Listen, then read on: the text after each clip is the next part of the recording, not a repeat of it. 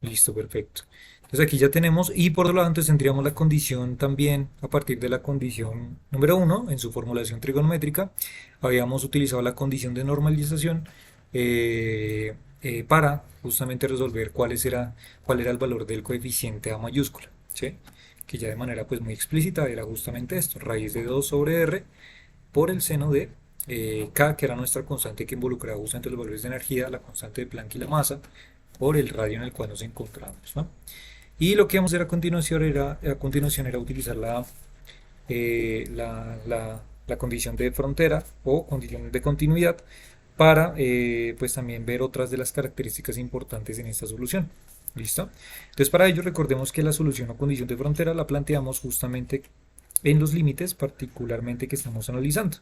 Y en los límites, pues el límite particularmente, si nos damos cuenta, volviendo un momentito al diagrama, si nos damos cuenta, la condición aquí límite, para este caso de esta gráfica de potencial, es justamente cuando el valor de la distancia de esta partícula que estamos analizando vale exactamente R mayúsculo.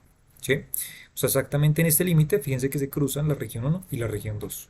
Entonces quiere decir particularmente que si tomamos nuestra función de onda y evaluada exactamente en el punto del radio nucleico, y lo igualamos justamente a la función de onda en la región 2, exactamente también evaluada en la misma región, esto es lo que justamente nosotros consideramos como una condición de continuidad, ¿vale? Entonces, aquí tenemos esta condición de continuidad y entonces la pregunta es, ok, ¿qué nos devuelve esto? Pues para saber qué nos devuelve, pues lo que tenemos que hacer simplemente es verificar cuál es el valor de la función de onda en la región uno, que sería esta, y evaluarla exactamente en R igual a R mayúscula, ¿sí? ¿Y cuánto vale? En este caso, pues R igual a R mayúscula, pues simplemente sería reemplazar esta R por una R mayúscula. O sea que tendríamos que será 2 raíz de 2 sobre R por el seno de la constante en la región uno por R mayúscula, pues ya está. ¿Sí?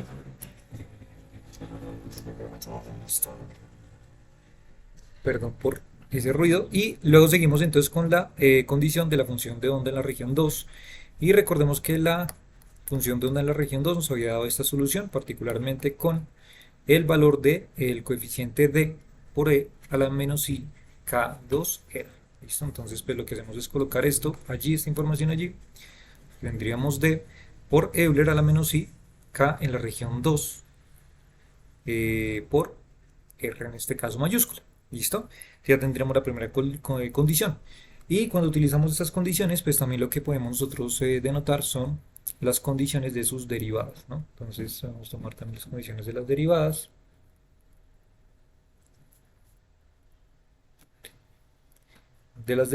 y entonces particularmente aquí en las derivadas, pues lo que tenemos que hacer es tomar entonces los valores de las derivadas de estas funciones que estamos analizando, ¿sí?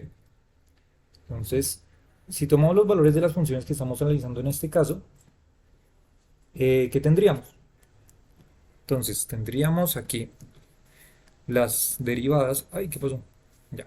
Entonces, tendríamos la derivada de la función de onda en la región uno con respecto a la coordenada radial, que es la que estamos analizando, evaluada exactamente en el radio nucleico. ¿Listo? Y por otro lado, tendríamos la región 2, evaluada la región 2 con respecto a la distancia, evaluada exactamente en R.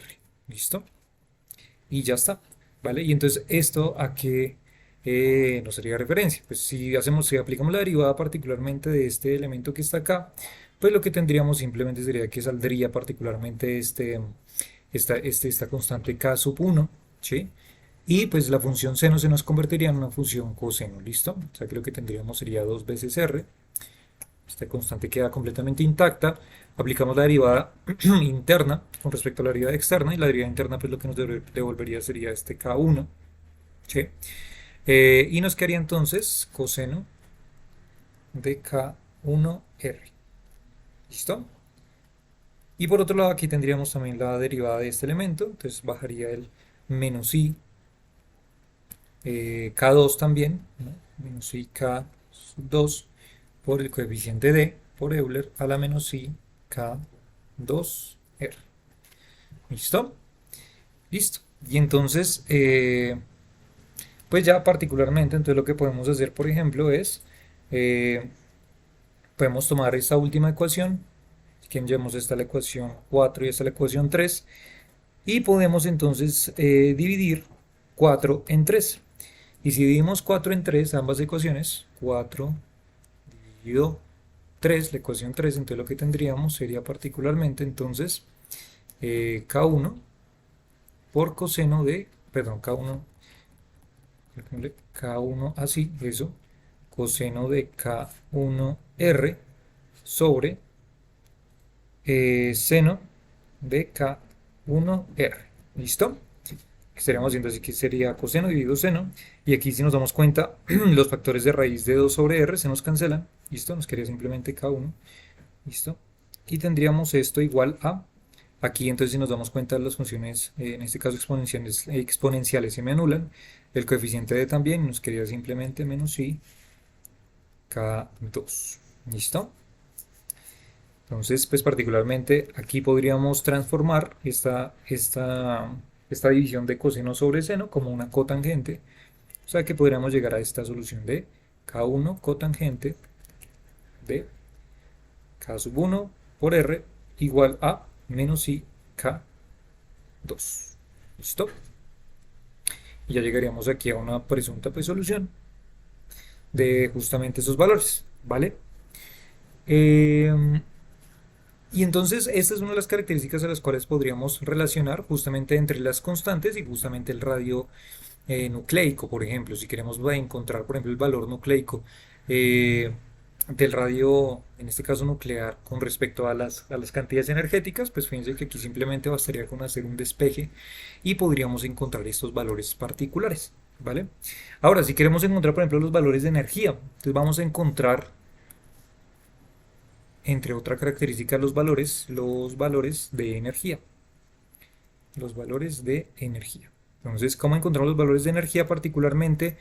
De energía relacionada con qué, para que me entiendan un poco con respecto a qué valores de energía estamos hablando. Estamos hablando con respecto a los valores de energía involucrados en la ecuación de Schrödinger, que sería esta de acá. ¿Sí? Cuando nosotros construimos justamente estas entidades, recordemos que particularmente esos eigenvalores que se llaman, o los valores propios, en este caso de la energía, para este operador hamiltoniano, esos valores de energía los podemos obtener justamente a partir pues, del análisis que podemos hacerle a esas funciones de onda. ¿Sí? ¿Y cómo podemos encontrar esos valores de energía? Entonces, podemos encontrarlos, por ejemplo, usando la condición de la función de onda, por ejemplo, en la región 1. ¿Listo? Entonces la pregunta podría ser, ok, para los valores, para esta función particularmente de onda que tiene valor de 2 sobre R por el seno de K en la región 1 por R, vale, podemos, ¿qué tal si tomamos particularmente el valor exactamente cuando la función de onda se encuentra ubicado exactamente en R mayúscula? O sea, en otras palabras, es como tomar la función de onda, ¿cierto?, que tenemos y evaluarla, pues, en la región particularmente de R, o sea, en el límite, como la condición de frontera que utilizamos acá arriba, ¿sí? Pero dado que en la condición de frontera estamos igualando ambas funciones de onda, aquí lo que vamos a hacer simplemente es anotar cuánto vale mi función de onda exactamente en ese punto. Y si nos vamos al análisis gráfico, fíjense que en el análisis gráfico de nuestra función de onda, nos damos cuenta que exactamente cuando la función de onda toma el valor de R, fíjense que el valor vale 0, la función de onda se anula específicamente en ese punto. O sea que lo que podemos decir es que en este punto particularmente la función de onda vale 0. ¿Vale? Entonces aquí la función de onda valdría 0, que sería nuestra condición particular. Y entonces, utilizando y haciendo uso de este análisis, lo que podemos hacer es lo siguiente. Ok, pues si me estás diciendo que la función de onda en la región 1 evalúa exactamente en R mayúscula vale 0, o sea, eso quiere decir entonces que 2 sobre R del seno de K1R, ¿a qué equivale? Pues esto equivaldrá a 0. ¿Listo? Ya está.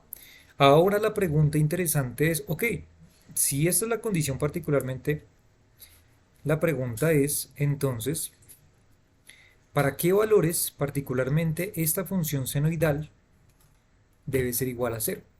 O sea, para qué valores, particularmente dentro del argumento de la función senoidal, esto me devuelve un cero. ¿Mm? Entonces, para averiguar eso, voy a hacerlo aquí. Esperen, hago un zoom out y hago aquí una línea de separación. Eso es. Y pues seguimos escribiendo por acá. Listo. Entonces, esperen, vuelvo a replicar aquí un momentito el punto al que llegamos. Entonces, 2 sobre r, tenemos seno de K1 R mayúscula igual a 0, ¿no? Entonces, como les decía, ¿para qué condiciones o para qué valores esto es igual a 0? Pues para que esta condición se cumpla, lo que debe pasar es que, particularmente entonces, K1R debe ser igual a valores enteros n de pi. ¿Sí? Esto habitualmente se utiliza mucho cuando uno empieza a aprender, por ejemplo, estas aplicaciones en cálculo para funciones trigonométricas, ¿sí? O para aproximaciones. ¿Listo? ¿Y para qué valores de n se va a cumplir esta condición? Pues para valores de n iguales a 0, 1, 2, 3, 4, etc. ¿Listo? Esta es la condición que se debe cumplir. Vamos a colocarle aquí condición necesaria. Condición necesaria para que se cumpla esto de acá. ¿Vale? Ok, entonces claro, pues para que justamente esto valga 0, los valores que deben ser múltiplos, en este caso de 0, 1, 2, 3, 4, 5, lo que sea, de pi. ¿Sí? Si tenemos 0, entonces seno de 0 sabemos que nos da 0. Si tenemos seno igual a 1, entonces tenemos pi. ¿Cuánto es seno de pi? Pues seno de pi es 0. Si tenemos 2, entonces seno de 2pi. ¿Cuánto vale seno de 2pi? Vale 0. Seno de 3pi vale 0. Y así con todos los valores de n que sean múltiplos de pi que tengan esta forma. ¿Listo? Por tanto, dada esa condición necesaria, lo que podemos hacer es un despeje simple, y es decir entonces que los valores de K1 van a ser iguales a n por pi sobre r mayúscula. ¿Listo? O sea que lo que podemos decir en otras palabras es que traduciendo esto, podemos transformar la función de onda en términos de r en lo siguiente. Raíz de 2 sobre r seno de, y entonces en vez de colocar K1 podemos colocar por ejemplo n pi sobre r mayúscula por r minúscula, y sería otra forma entonces de denotar nuestra función de onda en términos de valores existentes, dada esta condición. ¿Listo? Pues ya está, esta es otra manera, vamos a colocarle aquí otra manera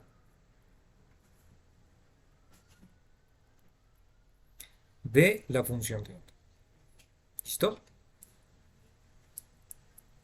¿Vale? Listo. Y ahora seguimos. Volvemos a tomar otra vez esta condición y vamos a sacarle toda la información. Si recordamos a cuánto equivale nuestra constante K1, aquí un momento de lo que habíamos deducido la clase anterior. Entonces, K1 a qué equivalía particularmente. ¿Listo? Entonces, K1 fíjense que equivalía a esto que se encuentra acá. Entonces, si lo reemplazamos en esta condición que acabamos de encontrar, lo que tendríamos sería entonces que raíz de 2 por m sobre la constante de Planck al cuadrado multiplicado por E más el potencial que estamos analizando, y todo esto multiplicado por R, tomando desde la condición de acá arriba si quieren, sería igual a NPi. ¿Listo? ¿Vale? Y entonces, si tenemos esto, ¿qué podemos hacer? Pues podemos hacer ya simplemente, entonces, es por ejemplo un despeje de los valores del potencial, ¿sí? O los valores de energía. Entonces, aquí ya simplemente nos bastaría simplemente con hacer un despeje simple. Entonces podríamos pasar este R a dividir, ¿cierto? Entonces quedaría este R como, pasamos aquí al otro lado de una vez completo. Entonces tendríamos N pi sobre R, ¿sí? Luego podríamos tomar este valor y elevar al cuadrado de ambos lados, o sea que lo que tendríamos sería 2m sobre h barra cuadrado e más b0 igual a n cuadrado pi cuadrado sobre r cuadrado. ¿Sí? Listo. Podemos pasar este h cuadrado y este 2m del otro lado. Así que si quieren los podemos aquí eliminar de una vez. Entonces tendríamos aquí h cuadrado de más y debajo tendríamos un 2m, ¿no? Entonces coloquemos 2m r cuadrado. ¿Listo? Y, y ya, entonces lo que podríamos hacer aquí, por ejemplo, sería entonces nos quitamos este paréntesis de encima y despejamos, por ejemplo, el valor de el potencial. Entonces el potencial, a qué valor, perdón, equivaldría? Entonces podría valer entonces los valores de relacionados con h cuadrado, n cuadrado, pi cuadrado sobre 2 veces m r cuadrado menos el valor de energía particularmente que tenga esa partícula. ¿Listo? Si recordamos aquí entonces del diagrama, particularmente aquí nosotros teníamos, por ejemplo, una energía de ligadura relacionada. Es una energía de ligadura particularmente relacionada con ese núcleo, ¿sí? Para el deuterio, que era el que estamos analizando. Y una de nuestras preguntas inicial era, ok, pues sabemos que como existe un fenómeno atractivo justamente en el núcleo para este núcleo de deuterio, va a existir un potencial de tipo negativo atractivo, ¿sí? ¿Y cuáles van a ser los valores de ese potencial negativo atractivo? Pues para este caso los valores van a venir dados por esta receta que acabamos de construir.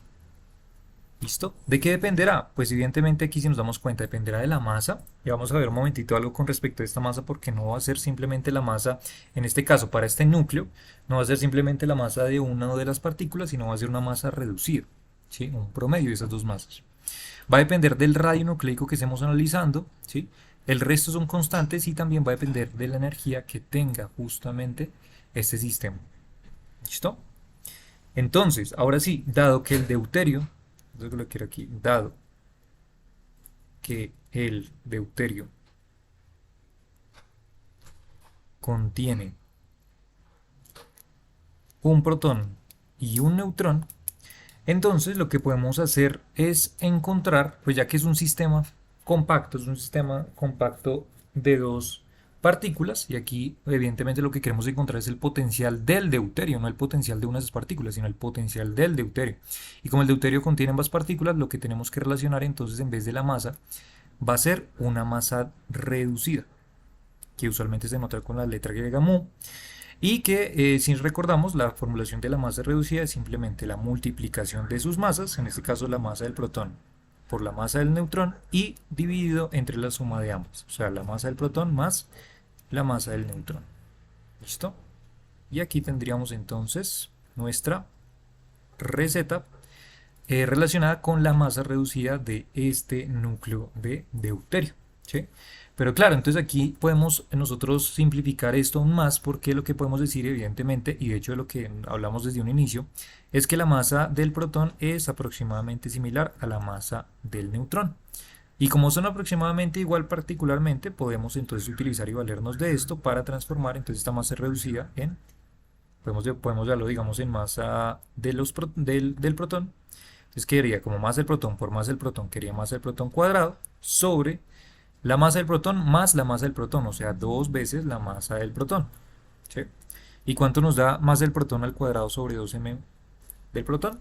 Pues aquí se nos va una masa del protón con 1 de acá, y nos quedaría simplemente entonces masa del protón sobre 2. ¿Listo? Y esta sería pues una que sí podríamos entonces utilizar para nuestro sistema compacto, que en este caso sería el deuterio. O sea, que transformando esta formulilla nos quedaría entonces que el potencial estaría relacionado como h cuadrado, n cuadrado, pi cuadrado sobre 2 masa reducida r cuadrado menos e.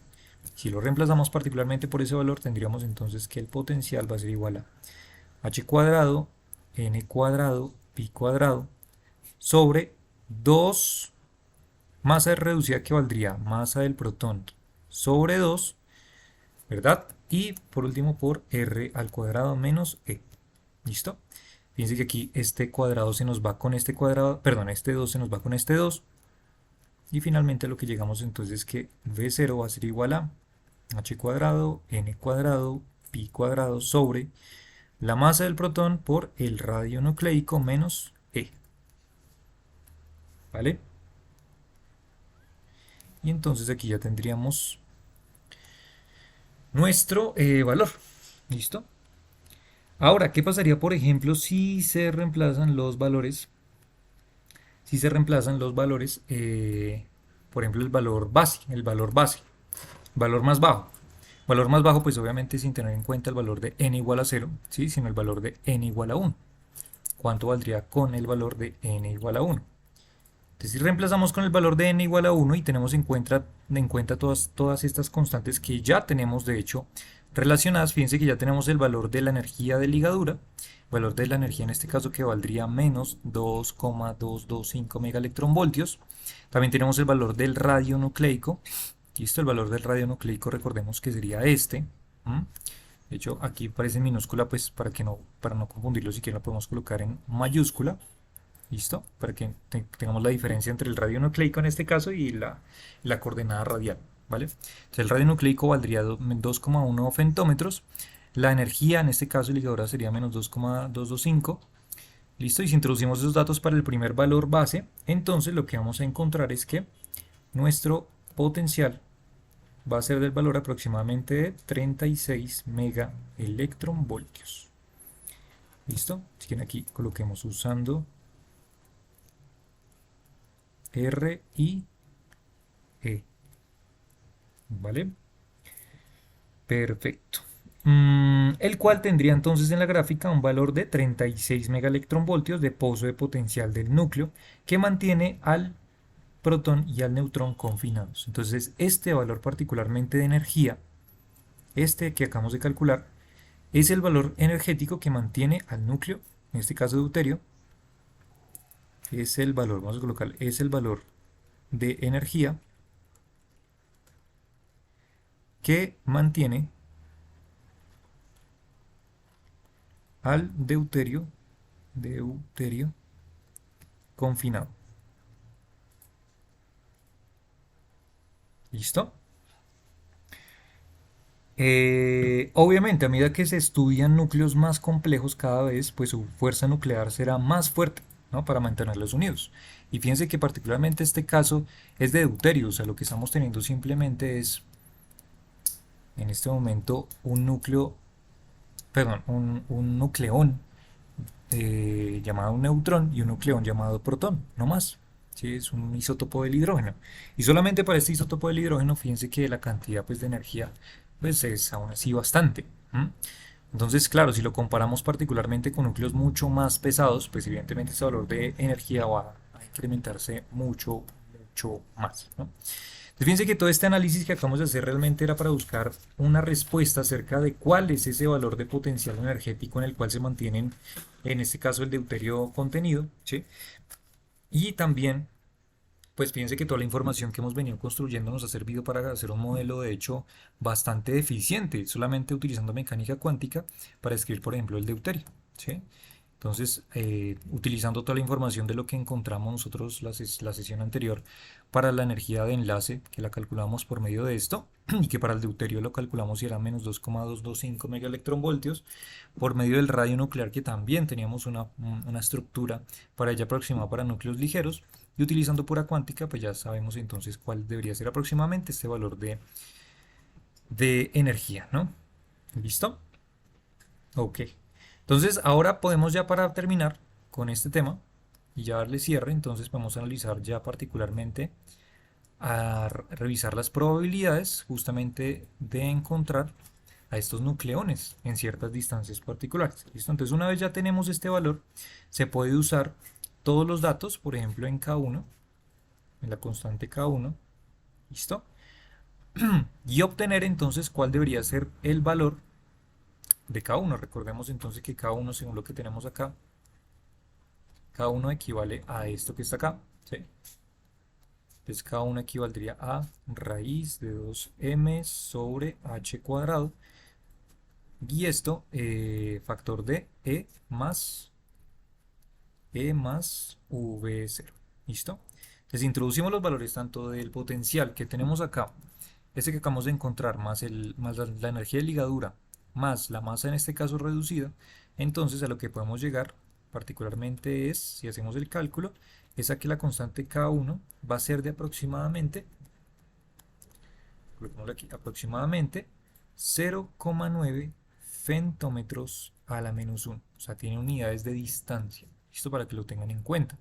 Y unidades de distancia a la menos 1, o sea, unidades de distancia invertidas, ¿no? ¿Y por qué? Eso lo podemos ver justamente de nuestra función senoidal, ¿sí? Por ejemplo, de acá. Evidentemente, como si nos damos cuenta, aquí tenemos una función senoidal, lo que debe dar aquí dentro de ese argumento, pues debe ser un ángulo, ¿cierto? Un valor adimensional, y pues para que nos dé ese valor adimensional, pues esto debe ser adimensional. Aquí tenemos unidades de distancia, o sea, tenemos por ejemplo metros, vamos a decir. Por tanto, las unidades de K1, pues por obligación, para que esto nos dé adimensional, pues debe ser de 1 sobre metro, ¿sí? Entonces, por esa razón es que las unidades, en este caso que les comento, viene dada por femtómetros a la menos 1. ¿Listo? Y esto pues simplemente es introduciendo los datos. Entonces, ¿qué datos? Que V0 vale 36 megaelectronvoltios, que la energía de ligadura vale 2,226 menos, perdón, megaelectronvoltios. Sí, esperen. Sí, perdón, 225 megaelectronvoltios. Y y la masa reducida en este caso que sería pues relacionada con la masa del protón. ¿Listo? Entonces introduciendo esos datos llegamos a aproximadamente este valor. ¿Sí? Y si evaluamos exactamente, dada la información que nosotros tenemos de la función de onda, si reemplazamos entonces, utilizamos este valor exactamente en el radio nucleico, en la función de onda, por ejemplo en la región 1, entonces si utilizamos esta función, y evaluamos K1 multiplicado por R, eso exactamente en el núcleo como límite, entonces lo que nos vamos a encontrar particularmente será que será una función de seno de 0,9, que es de este de acá, femtómetros a la menos 1, multiplicado por el radio nucleico, que el radio nucleico es de 2,1. Miramos aquí, sí, 2,1 femtómetros, ¿sí? Y si hacemos esta multiplicación de numeritos, llegaremos a que aproximadamente este valor entonces nos devuelve un 0,95. ¿Y este numerito qué es particularmente? Este numerito lo que nos está dando es la probabilidad justamente de encontrar a el deuterón en ese rango. ¿Ok? O sea que tenemos una probabilidad del 95% de encontrar particularmente al deuterón en exactamente R igual a R. ¿Listo? ¿Sí? Existe un 95% de probabilidad. ¿Listo? Probabilidad.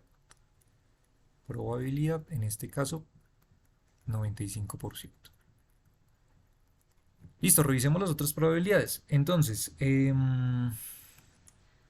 si se quisiera, por ejemplo, encontrar cuánto debería ser el máximo, o sea, en qué región debería estar situado entonces, ¿en qué región se deberían encontrar situadas estas partículas para encontrar exactamente el valor del 100%?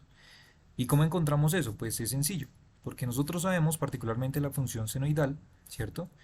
Que para que nos dé exactamente igual a 1 como resultado final, ese sería nuestro valor del 100%, perdón, sería R minúsculo.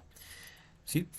Entonces para un R aleatorio lo que nosotros necesitaríamos encontrar sería particularmente que esto nos diera exactamente 1. ¿Sí? Fíjense que en la solución anterior nos dio un valor decimal de 0,95, 95%. Pero si queremos el 100%, pues lo que tenemos que asegurar es que esto al final nos debe dar igual a 1. ¿Sí? Y para que nos deba dar igual a 1, ¿qué condición se debe cumplir aquí? Desde una estructura netamente analítica. Pues lo que se debe cumplir es que lo que está dentro, o como argumento de este K1R, pues debe ser igual a pi medios. Porque sabemos que seno de pi medios es igual a 1. Y ya. O sea que R particularmente debería valer pi sobre 2 veces K en la región 1. Y tenemos el valor de K en la región 1. Pues sí lo tenemos acá arriba, vale 0,9 femtómetros a la menos 1. Entonces si introducimos esos valores y calculamos el valor de R, a lo que vamos a llegar entonces es que el valor de R va a ser, o si quieren coloquémoslo como un R máximo, porque no va a haber un valor más grande que este de hecho, el R máximo va a tener un valor de 1,74 femtómetros. ¿Listo? ¿Vale? Entonces fíjense, aquí arriba lo que teníamos era un R igual a R, o sea un 2,1 femtómetros. Y si teníamos, por ejemplo, una partícula, digamos, cogíamos el neutrón y lo alejábamos a una distancia de 2,1 femtómetros, íbamos a tener un 95% de probabilidad de tener al deuterón, bueno, al neutrón justamente en esa posición. Pero si lo colocamos exactamente a 1,74 femtómetros con respecto, en este caso, del centro, por ejemplo, que sería el protón, como eje de referencia, como sistema de referencia, entonces tenemos un 100% de probabilidades de encontrarlo allí. ¿Listo? O sea, existe justamente mucha más probabilidad de encontrarlo, justamente para un valor de distancia de este rango particularmente. Eh, ¿Vale? Entonces, aquí lo podríamos colocar una probabilidad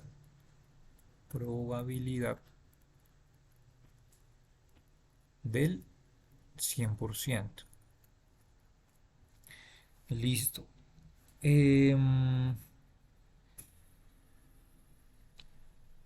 Ok.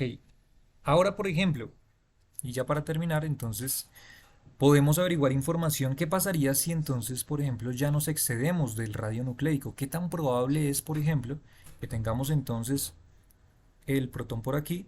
Digamos que nuestra partícula analizada sea, por ejemplo, entonces el neutrón. Entonces tengamos aquí lo que llamamos el radio nucleico, digamos, sería nuestro radio nucleico. ¿Y qué probabilidad sería de encontrarlo particularmente fuera de ese radio nucleico, ¿no? Entonces, digamos, tomándole una posición de R mucho más grande que, en este caso, nuestra R mayúscula, ¿no? ¿Qué probabilidad existiría? ¿Cómo podemos hacer ese cálculo? Entonces, esperen, me subo por aquí otra vez, porque es que ya aquí abajito no está escribiendo. Voy a hacer una separación aquí de nuevo, entonces hago una línea. Ay, no. Creo que aquí no se va a poder hacer. Esta cosa yo no sé por qué se vuelve loca a veces. Listo, entonces, hagámoslo bien una página nueva. Y entonces, dado en la región 2 para un valor fuera del radio nucleico, pues ya no podemos utilizar evidentemente la función de onda en la región 1. ¿Sí? Porque la función de onda en la región 1 solo funciona para valores menores al radio nucleico. Para funciones ya mayores al radio nucleico tenemos que utilizar la función de onda 2, que sería esta de acá. ¿Listo? Entonces, ¿cómo le haríamos? Entonces, si se sobrepasa, ¿m? Entonces, pues evidentemente aquí lo que necesitaríamos calcular, dado que nuestra función de onda 2, notemos primero si que la función de onda 2 con respecto de R sería igual a D por Euler a la menos I K2R, ¿sí? Que sería esta que está acá. D Euler a la menos I K2R. ¿Listo? Entonces fíjense que aquí la información que tenemos es, pues claro, necesitamos evidentemente la información de la constante K sub 2. Y la información de la constante K sub 2, recuerden que venía dada por 2 veces ME sobre H al cuadrado. ¿Tenemos E? Sí tenemos E, que sería la energía de ligadura. ¿Sí? ¿Tenemos la masa? Sí tenemos la masa, que sería en este caso la masa reducida, y pues el resto son constantes. O sea que si calculamos este valor particularmente de K2, lo que nos daría sería particularmente 1 sobre 4,4 femtómetros. ¿Sí? O en otras palabras, entonces lo que tendríamos sería que el valor de 1 sobre K sub 2 va a ser igual a 4,4 femtómetros. ¿Listo? Entonces ya tenemos el valor acá. Y bueno, ¿y qué hacemos con eso? Entonces, se puede probar que para valores justamente de 4,4 femtómetros o mayores, justamente la probabilidad de encontrar entonces utilizando esta función de onda, para estos valores particularmente eh, de 4,4 femtómetros, en este caso teniendo en cuenta esta constante, y para valores mayores, entonces la probabilidad que nos va a arrojar va a ser del 33%. ¿Listo? Perdón, 37%. 37%. ¿Listo? Vale, ¿cómo podemos condensar toda esta información en una gráfica? Una gráfica un poco más visual. Entonces, podemos condensar esta información de la siguiente manera. Si aquí colocamos en el eje vertical la función de onda y aquí colocamos en el eje horizontal la distancia radial, entonces podemos construir esta gráfica de función de onda con respecto al radio utilizando los datos que tenemos de probabilidad. ¿Sí? Entonces, ¿cómo encontraríamos el pico máximo justamente de esta función? El pico máximo lo acabamos de encontrar hace un momento, justamente para el máximo de probabilidad que sería de 1,74 femtómetros, ¿sí? O sea que este radio máximo o esta distancia máxima la encontraríamos, digamos, en este punto, que se encuentra, si se dan cuenta, pues mucho antes al radio como tal del nucleico, que sería de 2,1 femtómetros, ¿sí? Denotándolo con letra, digamos, en este caso mayúscula, que la estamos colocando, ¿sí?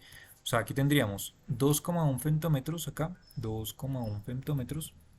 Aquí tendríamos para el radio máximo, dijimos que era 1,74 femtómetros. Y para este último, digamos para valores entonces mayores. Por ejemplo, aquí una RD, en este caso, 4,4 femtómetros. ¿Listo? Entonces, ¿qué es lo que tenemos? Como es una función senoidal para la región 1, lo que tendríamos sería un pico máximo, ¿sí? Y aquí, digamos, ese sería nuestro valor máximo de 100%. Y por otro lado tendríamos entonces un pico un poco ligeramente menor para el valor de R con un porcentaje, si nos dimos cuenta, del 95%. ¿Listo? Y luego decaería, ¿sí? Aquí decaería particularmente hasta llegar a un valor mucho más bajo de probabilidad de encontrarlo, digamos, por acá. Un valor en este caso del 37%. ¿Sí? Sí. Y ahí en este caso pues estaríamos tomando solamente unos valores arbitrarios. Si se dan cuenta, este análisis que estoy haciendo es para valores pues muy arbitrarios, muy puntuales específicamente. Pero si queremos tomar toda la región particularmente de datos, entonces pues, lo que tendríamos evidentemente sería una gráfica de este estilo, ¿no? Una gráfica, esperen, les coloco acá, una gráfica de tipo senoidal que estaría decayendo. Aquí decaería mucho, de hecho, que es que no me gusta cómo se está viendo. Voy a colocarlo así. Eso es. Esperen, aquí este último pedacito que queda como un poco extraño. Eso es. ¿Listo? Fíjense que aquí cumple en la región, esto sería, digamos, dado por la región 1, justamente que habíamos dicho, y esto por la región 2. Fíjense que aquí tenemos un decaimiento exponencial, justamente por la forma en la que está relacionada pues, la función de onda 2, ¿sí? Que está relacionada con una función exponencial. Mientras que este pedazo de aquí está relacionado con una función de onda senoidal, ¿sí? Que sería seno de K1R. ¿Listo? Con un pico máximo, bueno, aquí este pico máximo sí me quedó un poco como...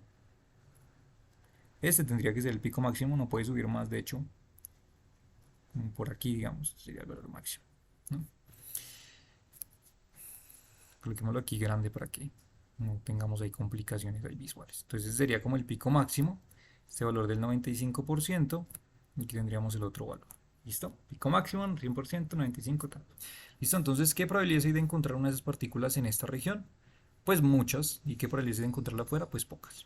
¿Vale? Listo. Ya con esto ya podemos cerrar entonces la descripción particularmente mecánico-cuántica de este ejemplo del deuterón. ¿Vale? Ok. ¿Tienen preguntas aquí? Si no, si todo está bien, confirmen entonces enviando un emoticón si quieren. Una pregunta. Sí, dime, Sebas. Eh, o sea, nos estamos refiriendo a ojos del protón, digamos, como que fuera nuestro sistema de referencia. Yep. O, o cómo. Sí, sí, sí. O sea, digamos que en este caso lo que podríamos hacer es tomar nuestro protón como nuestro sistema de referencia, correcto. Y estaríamos analizando pues a esta partícula, en este caso neutrónica, que se estaría alejando, ¿sí? Pero tomando evidentemente todo esto como un sistema, claro, porque es que aquí a veces ocurre como que el inconveniente, más que todo es como conceptual, cuando uno empieza a aprender de esto, y es suponer entonces particularmente mm, que lo que estamos haciendo o utilizando la ecuación de Schrödinger para solamente una partícula. Pues la ecuación de Schrödinger es para todo el sistema, para todo el deuterón, ¿sí? Pero estas distancias radiales que estamos calculando particularmente sería para justamente una de esas partículas que estamos analizando dentro del sistema físico, ¿sí?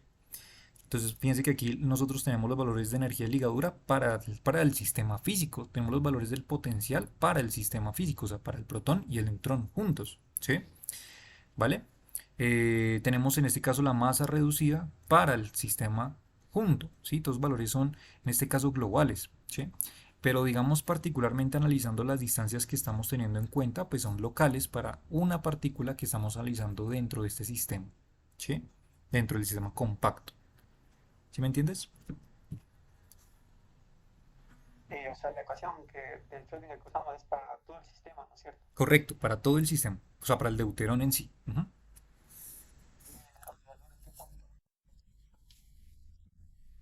Los valores del potencial, por eso digo, digamos los valores del potencial a los cuales llegamos son los valores del potencial en los cuales está sumergido ambas partículas, ¿sí? En un sistema como tal. O sea, tanto el protón como el neutrón.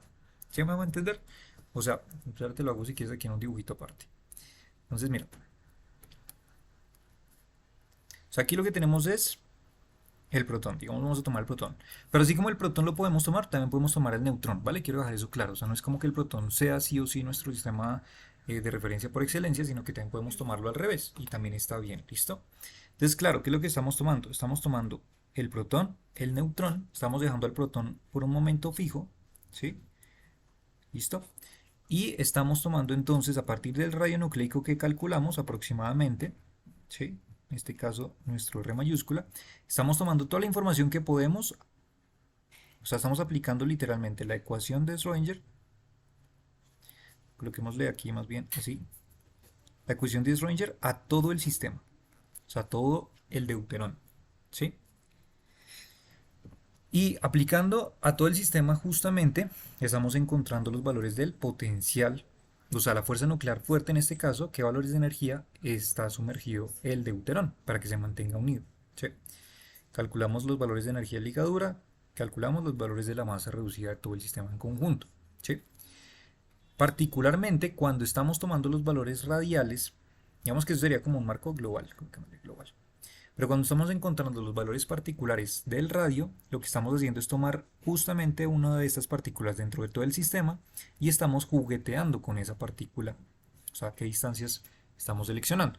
Entonces aquí lo que nosotros estamos jugando es, seguimos dejando entonces nuestro protón como eje de referencia, ¿cierto?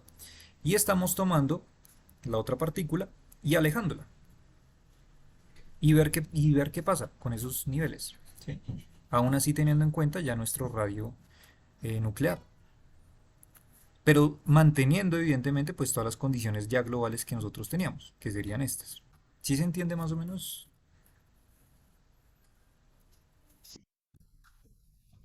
Dime.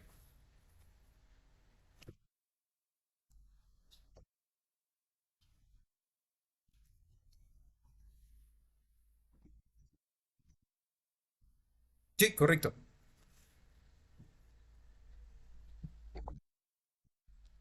¿Por qué no tomamos el valor de n igual a cero? Sí, sí, o sea, no, no, o sea, nunca dije que no se podía tomar, dije era para tomar el valor de energía que fuera diferente de cero, pues porque en el valor mínimo de energía pues tendría exactamente el mismo valor de energía de ligadura, ¿sí? Porque si nos damos cuenta aquí en la ecuación anterior, si tomamos, a ver, si tomamos, ¿dónde está? Un poquito. Acá, esta. Si tomamos aquí particularmente el valor de n igual a cero, pues lo que vamos a dar cuenta es que todo este valor se nos va y simplemente lo que tendríamos sería que la energía de ligadura sería exactamente el valor, bueno, sería menos, es justamente el valor de el potencial, ¿sí? O sea, la energía que mantiene justamente ligado a esas partículas, en este caso a esos nucleones, pues debería ser exactamente igual a la energía de ligadura que habíamos calculado anteriormente pues por medio de la otra ecuación, por medio ¿dónde está? Por medio de esta de acá arriba, de esta de acá. ¿Sí? Entonces, si tomamos el valor de n igual a cero particularmente para ese estado nulo, podemos llamarlo, entonces tendríamos que justamente el valor del potencial debería corresponder exactamente al mismo valor de energía de ligadura que habíamos calculado, ese mismo de acá. ¿Sí? Que si ustedes recuerdan, si recuerdas, Sebas, qué era lo que representaba como tal esa energía de ligadura.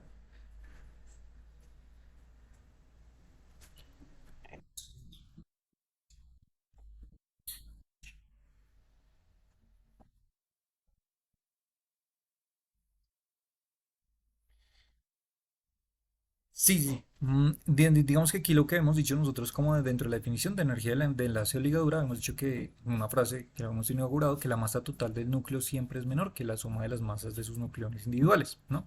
Entonces como que ese déficit de energía extra, ¿cierto? Era lo que mantenía unido al núcleo, ¿sí? Entonces claro, tiene sentido porque si tomamos el valor base particularmente que tú me estás diciendo de n igual a cero, pues esa misma energía que mantiene unido al núcleo como energía de ligadura, pues tendría que ser, no tendría que corresponder exactamente al mismo valor del pozo de potencial que en el cual pues esa energía o fuerza nuclear fuerte mantiene pues justamente unido al núcleo. ¿Sí me hago entender más o menos la idea? Si empezamos a subir los de valores de n igual a uno 2 3 lo que estamos sumando son valores pues obviamente de estados energéticos más altos, ¿sí?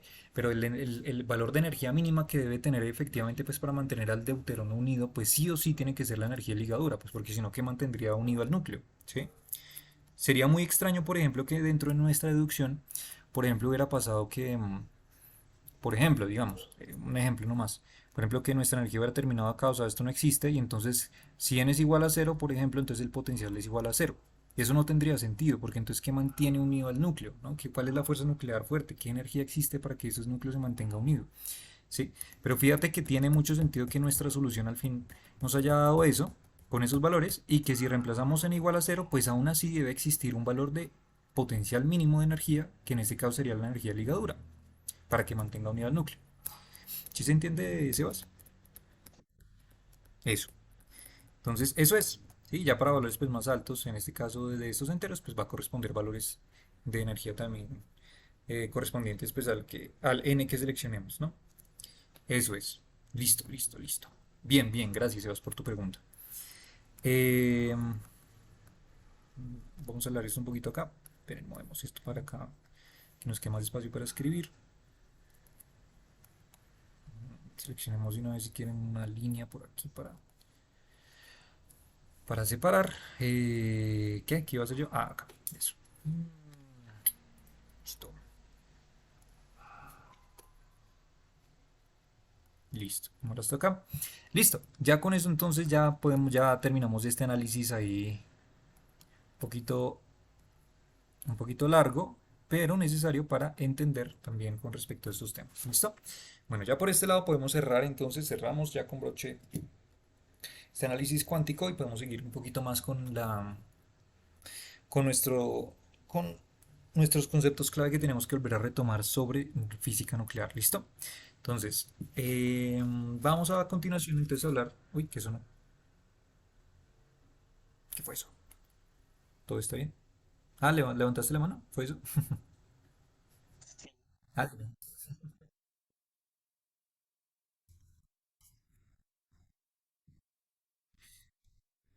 claro, muy buena pregunta, Sebas. Claro, ese análisis mecánico cuántico podría funcionar. Yo te respondería con, pasaría exactamente lo mismo que la descripción, por ejemplo, del átomo de hidrógeno.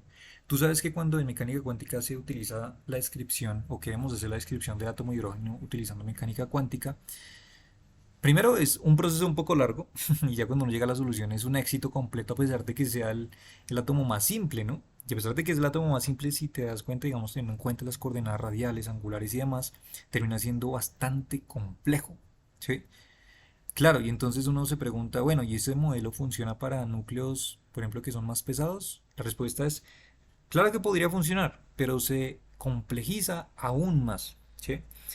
Digamos que el uso que nosotros estamos haciendo de esta descripción de mecánica cuántica para este núcleo, como el deuterio, es muy eficiente, pues porque evidentemente tiene núcleos bastante pesados, ¿sí?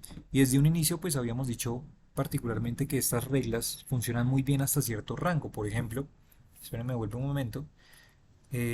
Aquí, por ejemplo, cuando empezamos a hablar un poquito acerca de las descripciones, por ejemplo, del radio nucleico, por ejemplo, yo les dije, para escribir un radio nucleico tenemos que tener números masivos bajos, o sea, tenemos que tener que la suma de sus protones más neutrones debe ser pues un número más bien pequeño, ¿sí? Entonces, claro, si ponemos esto en contexto, pues si tenemos isótopos de núcleos, por ejemplo, como uranio o plutonio o neptunio o lo que sea, pues evidentemente ya esos modelos no nos van a servir muy eficientemente, ¿sí? O sea, digamos que la calidad, o sea, no es que sea erróneo, pero su calidad va a ser bastante, bastante, bastante baja, ¿sí? Entonces, evidentemente, pues ya los problemas se empiezan a complejizar más porque los rayos nucleicos ya no los podemos aproximar por medio de esta receta, ¿sí? Y pues ahí empezamos a poseer algunos problemas. Entonces, digamos que dentro de esas aproximaciones que sí podemos hacer para núcleos más ligeros, pues esta es una de las maneras más eficientes, ¿sí? Algo que me gusta particularmente de estos modelos que se utilizan para núcleos ligeros, respondiendo también a tu pregunta, es que si nos damos cuenta particularmente los tipos de reacciones nucleares utilizados hoy en día o lo que se hace en lo que se hace investigación de física nuclear, particularmente lo que se está haciendo aún más y mucho más es justamente para la fusión nuclear, que vamos a ver más adelante. Y el proceso de fusión nuclear incluye usualmente procesos de reacción con núcleos ligeros. ¿Eso qué quiere decir? O sea que estos procedimientos que estamos haciendo de hecho son muy útiles y son muy utilizados, ¿sí? Para procesos de fusión nuclear, por ejemplo como el ITER, justamente como este laboratorio que está haciendo experimentos para crear una especie de sol, digamos, artificial, que pueda producir cantidad de energía enorme, ¿sí? Más que los procesos de fisión nuclear, que sí utilizan núcleos pesados, ¿sí? Porque recordemos que el proceso de fisión nuclear utiliza núcleos pesados para desintegrarlos en núcleos más ligeros, pero el proceso de fusión nuclear, usualmente utilizados, por ejemplo, en estos tipos de experimentos como el ITER o en bombas termonucleares, utilizan justamente como fuente principal hidrógeno y helio. Y para nuestra descripción, particularmente las estrellas, sabemos que las reacciones más utilizadas justamente y los elementos más utilizados vienen siendo justamente estos: hidrógeno, deuterio, tritio, helio y demás. Entonces, pues, si nos damos cuenta, a pesar de que uno como que se pudiera como poner triste porque uno dice, ah, lástima que no sirve para todo, este cálculo realmente es vital para nosotros porque sí se utiliza bastante en estos procesos de descripciones de estrellas, porque son núcleos muy, muy usuales de encontrar, ¿no? Entonces, pues ahí ese es como el cuento, ¿listo? Bueno, y entonces, ya con esto podemos entonces entrar a lo que serían las famosísimas emisiones espontáneas de radiación. ¿Listo? ¿Qué es eso? ¿Qué es eso de emisiones espontáneas de radiación? Pues es justamente lo que nosotros conocemos famoso como radiactividad o radiactividad. ¿No? La famosísima radiactividad. ¿Sí? ¿Y qué es eso de la radiactividad? En palabras simples lo podemos colocar como es el decaimiento o desintegración de núcleos inestables. Y algo importante, de forma natural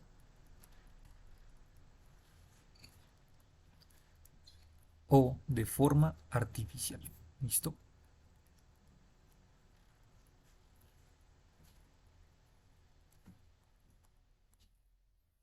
¿Vale?